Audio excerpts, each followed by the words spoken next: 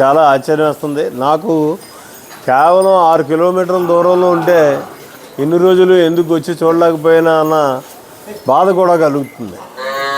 నిజంగా డాక్టర్ గారు మరి ఈ రకంగా వీటన్నిటినీ కూడా బ్రీడ్ చేసి పెంచడం అన్నది సుమారు 3000 చిల్లర ఆవులు ఇక్కడ వివిధ రకాల జాతులు ఉన్నాయి అంటే ఇది చాలా ఘనమైనటువంటి కార్యక్రమం.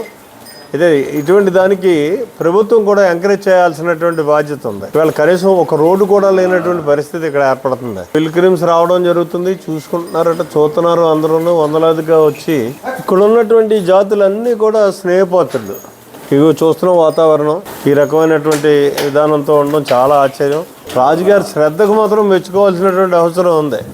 ఆయన ఉన్న ప్రొఫెషన్ వేరైనా సరే ఆయన ఈ ఆవుల్ని పెంచడం, అందులో ఈ బ్రీడ్ని తయారు చేయడం. ఇక్కడ ఎదురు చూస్తే చిన్న మేకపిల్ల, అది చూసుకున్నట్టయితే 7 ఇంచెస్ ఎంతో కనపడుతుంది. చాలా సంతోషం రాజుగారు. వీటన్ని గోమాతలను చూడడం ఇవన్నీ కూడా చాలా ఆనందంగా ఉన్నాయి.